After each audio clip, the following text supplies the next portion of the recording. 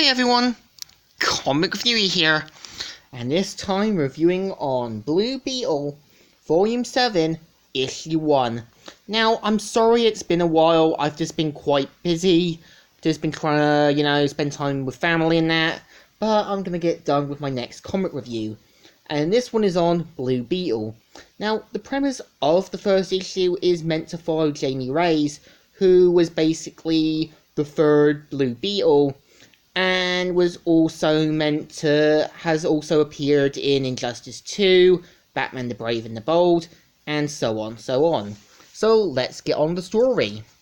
It starts off how something crash lands in the middle of a desert, and it's Blue Beetle, and suddenly gets attacked by Green Lantern saying, "What are you?" Oh god, no, that's the crazy one. The crazy the crazy Green Lantern. He's gonna kill me.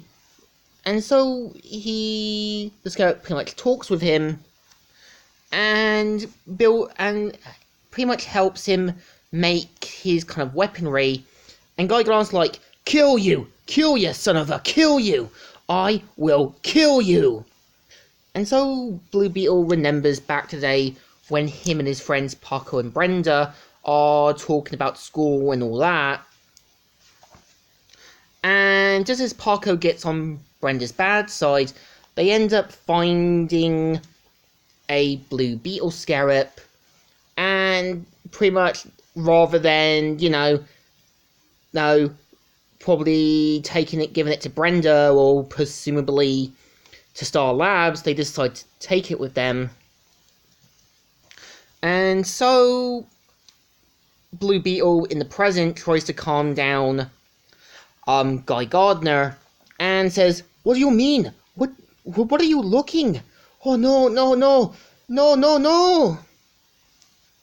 And pretty much tries to get away from Guy Gardner.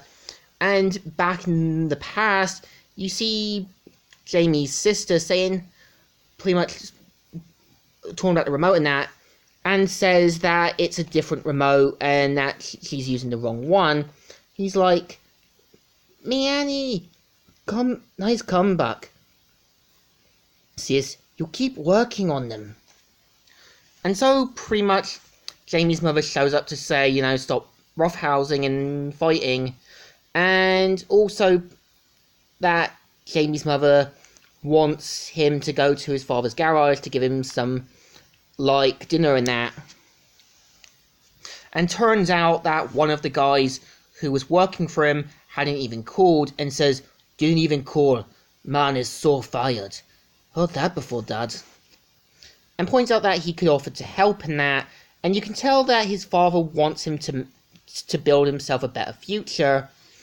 And pretty much in the present, Guy Gardner realizes that it's a kid and says, "It's just a kid. I don't hurt kids." So after this, they pretty much talk, and after this, Guy Gardner flies off, and something happens with Blue Beetle, where the scarab tries to basically force itself onto him, and forcing it with his spine. So pretty much after Jamie getting out of the shower, he accidentally steps on the Blue Beetle scarab, and him saying, "Should have left you where Puckle's butt squished you."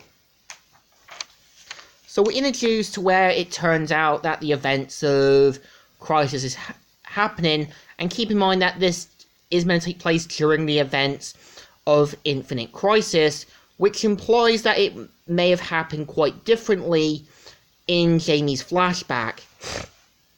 So the scarab pretty much goes on to him, much like basically a symbiote from Spider-Man, and suddenly ends up waking up and speaking in alien language and seeing writing on his hands.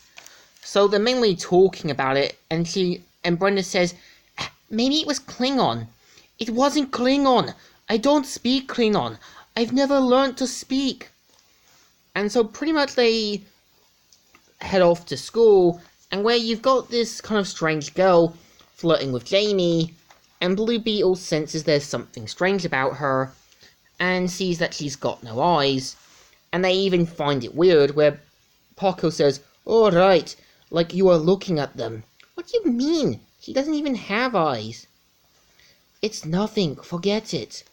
And after this, Blue Beetle's left wondering, like, how's his parents going to react to him being missing, and what his sister will do, or take over his room. And after this, looks on and says, "I'm the Blue Beetle." And this is the story. So the story feels standard. It's pretty much meant to show how, well, Ted Cool's now gone, a new Blue Beetle will take his place. And we see how Jamie pretty much has to be the new Blue Beetle, as well as dealing with events that's going to shape his life. So the issue deserves a thumbs up. Still good, and still alright. So, Comic Reviewer here, signing out.